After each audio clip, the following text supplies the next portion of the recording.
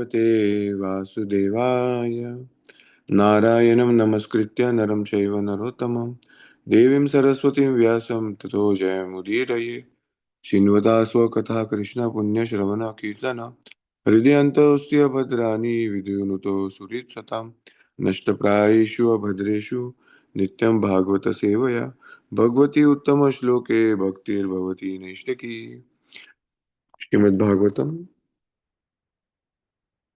Canto 4, chapter 25, verse number 62. विप्रलब्धो महिष्यैवं सर्वप्रकृतिवञ्चिता नेच्छान् करोति अज्ञा क्लैभ्यात् क्रीडमृगो यथा. Translation and purport by His Divine Grace Abhay Sharnarvind Bhaktivedanta Swami Prabhupada. Translation. In this way, King Puranjana was captivated by his nice wife and was thus cheated. Indeed, he became cheated in his whole existence in the material world. Even against that poor foolish king's desire, he remained under the control of his wife, just like a pet animal that dances according to the order of its master. Of yeah, purport. The word Vipralabdha is very significant in this verse. Vi means specifically, and Pralabdha means obtained. Just to satisfy his desires, the king got the queen, and thus he became cheated by material existence. Although he was not willing to do so, he remained a pet animal under the control of material intelligence. Just as a pet monkey dances according to the desires of its master, the king danced according to the desires of the queen. In Srimad Bhagavatam 552, it is said, Mat Sevam Dwaram Ahur Vimukte. If one associates with a saintly person, a devotee, one's path of liberation becomes clear. But if one associates with a woman or with a person who is too much addicted to a woman, his path of bondage becomes completely clear. On the whole, for the spiritual advancement, one must give up the company of women. This is what is meant by the order of sannyas, the renounced order. Before taking sannyas or completely renouncing the material world, one has to practice avoiding illicit sex. Sex life, illicit or illicit, is practically the same. But through illicit sex, one becomes more and more captivated. By regulating one's sex life, there is a chance that one may eventually be able to renounce sex or renounce the association of women. If this can be done, advancement in spiritual life comes very easily. How one becomes captivated by the association of one's dear wife is explained in this chapter by Narada Muni. Attraction for one's wife means attraction for the material qualities. One who is attracted by the material quality of darkness is in the lowest stage of life, whereas one who is attracted by the material quality of goodness is in a better position. Sometimes we see that when a person is on the platform of material goodness, he is attracted more or less by the cultivation of knowledge. This is, of course, a better position, for knowledge gives one the preference of to accept devotional service. Unless one comes to the platform of knowledge, the Brahma Bhuta stage, one cannot advance in devotional service. As Krishna says in Bhagavad Gita 1854, Brahma Bhuta Prasannatma na sochati na kankshati sama sarveshu bhuteshu mad bhaktim labhate param. One who is thus transcendently situated at once realizes the Supreme Brahman and becomes fully joyful. He never laments nor desires to have anything. He is equally disposed to every living entity. In that state, he attains pure devotional service unto me. The platform of knowledge is advantageous because it is a means by which one may come to the stage of devotional service. However, if one takes to devotional service directly, knowledge is revealed without separate endeavor. This is confirmed in Srimad Bhagavatam 1 to 7. Vasudeve Bhagavati Bhakti Yoga Prayojita जनयति अशु वैराग्यम ज्ञानम च यद अहेतुकम.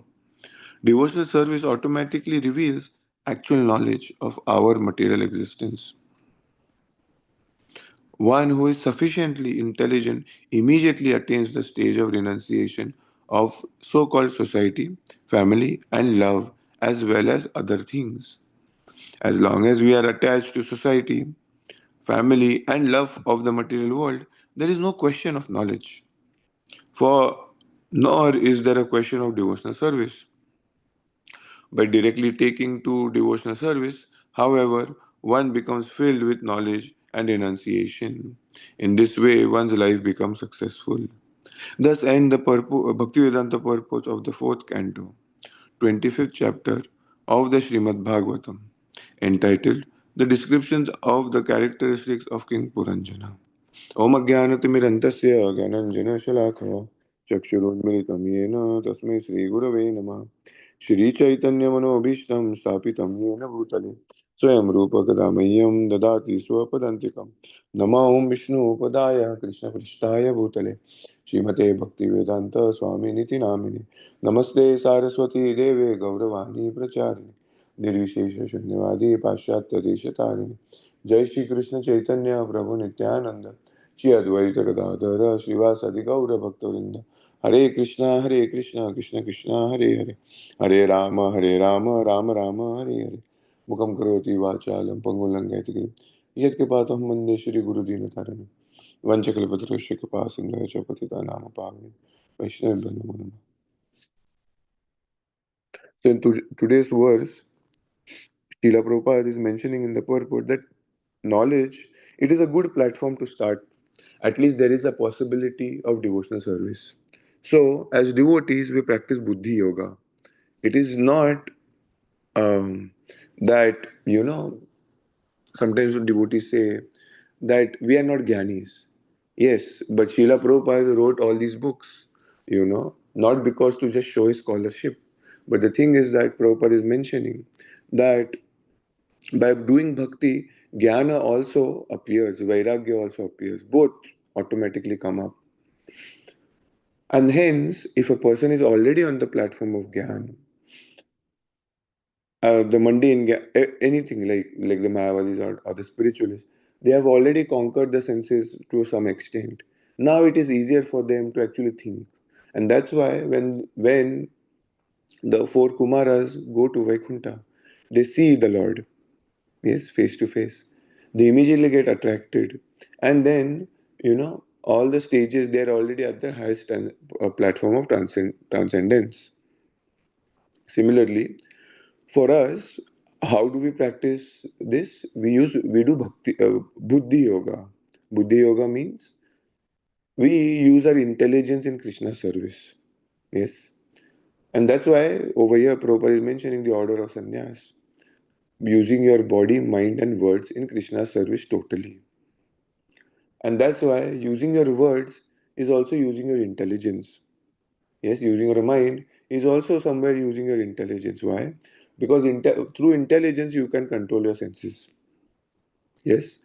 So, Shastric reading and to contemplate on the Shastras, yes, not we can somebody might say that, oh, it's not my thing, and this and that. But the thing is that because Krishna is all attractive, anything related to the Lord, it becomes attractive for an advanced devotee, or even a person who has started devotee and is doing it for the Lord. We can see that there is a difference.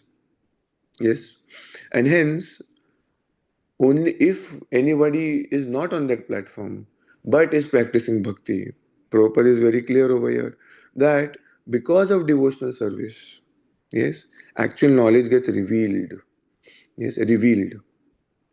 Even for so called intelligent people, the knowledge is not yet revealed. Yes. Why? Because they do not take up to devotional service. When before Srila Prabhupada came to the West, there were so many Bhagavad Gitas. And even though there were so many Bhagavad Gita's translation, there was not a single devotee. Why? Because the knowledge is not revealed within the heart. Because there is duplicitousness, there is insincerity, there is twisting of the words, there is word jugglery going on. But when Srila Prabhupada came, yes, he, because of his devotional service, because of his mood and everything, his power of devotional service, when he gave the Bhagavad Gita as it is, there is no mistake. Yes, we sometimes people start learning a little Sanskrit and say, how can Prabhupada do this? How can Prabhupada do that? The thing is that that is the actual purport of the Shastras, whatever Srila Prabhupada is mentioning. And hence, because of that, we see a whole society practicing Krishna consciousness and trying to please Krishna, which is totally foreign to the conditioned soul. And hence, Prabhupada is mentioning that only by devotional service, yes, the real knowledge is revealed. There, nor is there a question of devotion. By directly taking to devotional service, however, one becomes filled with knowledge and renunciation. And hence, at the start of the purport also, whether licit or illicit, both have to be given up. Sometimes we use, because it is a valid thing to be in the ashram, we validate our acts on the basis of Shastra. We validate them. Hey, this is okay. Why? Because Shastra allows this. And that's why we use our intelligence to validate ourselves rather than using our intelligence in Krishna's service. And hence, these people only come and say that we don't need to know all this because we are not Gyanis. But this is not Gyan, what we are reading every single day. This is not Gyan. This is Bhakti. There is a difference. Why? It is related to the Lord directly. This is the Lord. And hence, Gyan and Bhakti are totally different. Bhak- Gyan and Vairagya can be used in Bhakti. Yes, and Bhakti is not dependent on these both. It is independent of anything. Karma and Gyan, Virahita. It has nothing to do with Karma and Gyan. Externally, it might appear. Why? Because we are not intelligent. Externally, it might appear the same, but because we are not intelligent, we are not able to see. And hence, after we do direct devotional service and we approach the Lord, we start seeing what is real Gyan and what is real Bhakti, and how Gyan can be used in the service of the Lord. So, Prabhupada, in the beginning of the purport, is saying, although he was not willing to do so, he remained a pet animal under the control of material intelligence. It is very difficult to give up sense gratification. Yes. And that's why Prabhupada is mentioning in the second paragraph. On the whole, for spiritual advancement, one must give up the company of women. This is what is meant by order of sannyas. Very difficult to practice. And that's why Prabhupada is mentioning that because of bhakti, all these things will come. By regulating one's sex life, there is a chance that one may eventually be able to renounce. If this can be done, advancement of spiritual life comes very easily.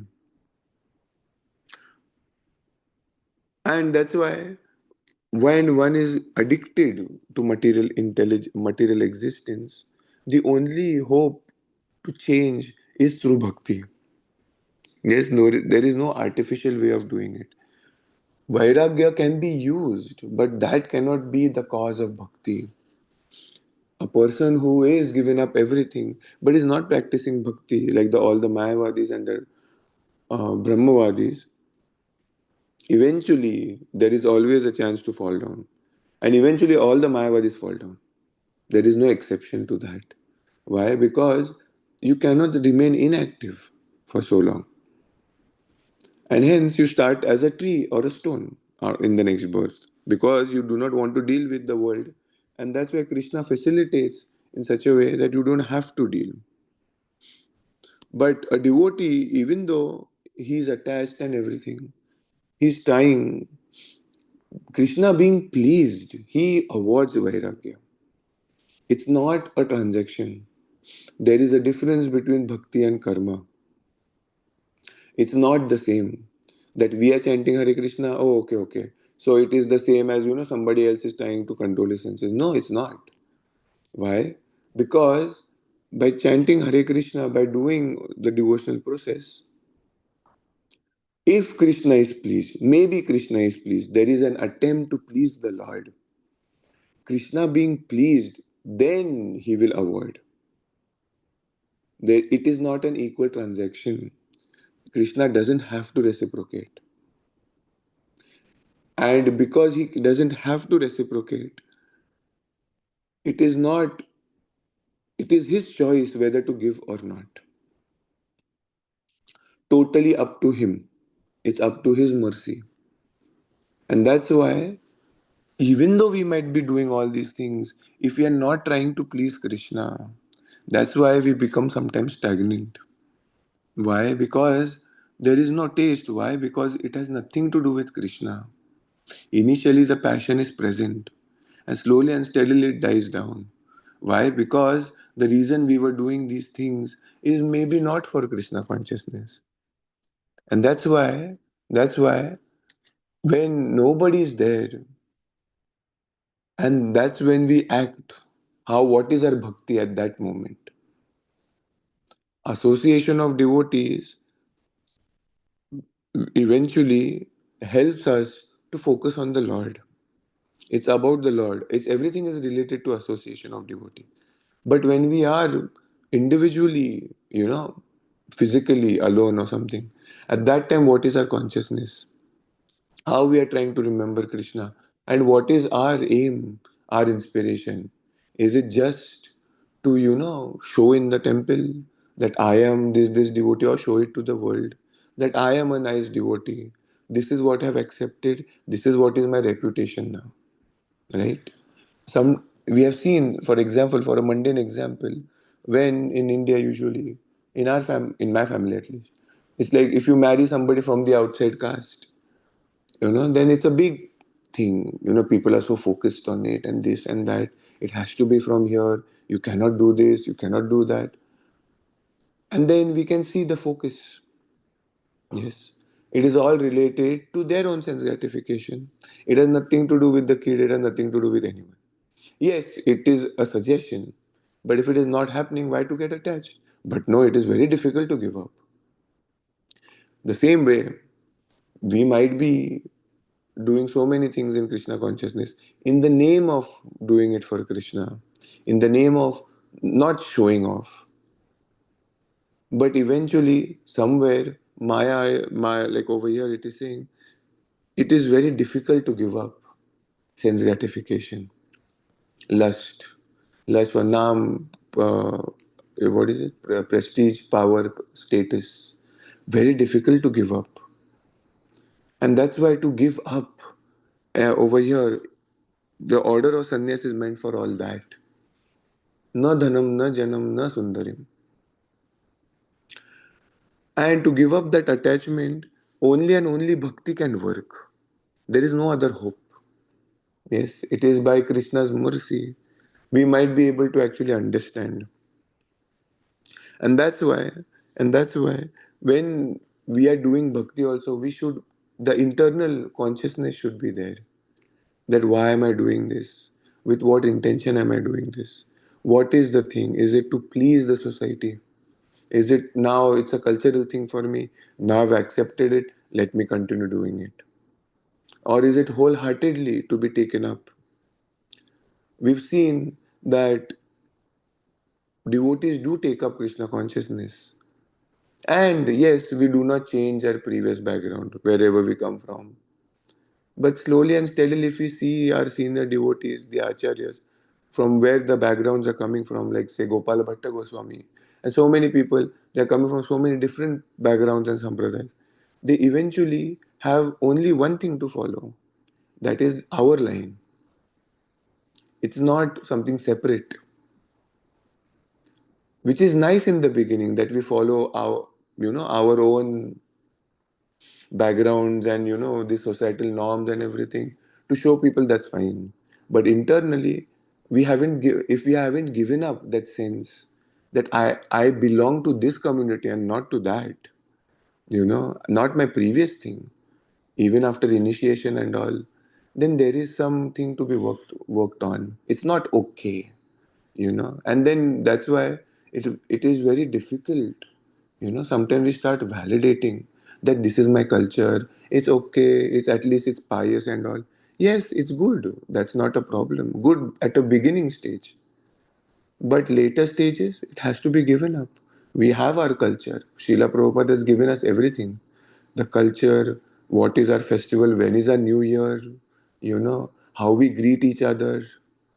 It's not, we greet each other by saying Hare Krishna. But sometimes we see that, because it is an influence of the like YouTube, and we think that we are from here, so we have to do these things.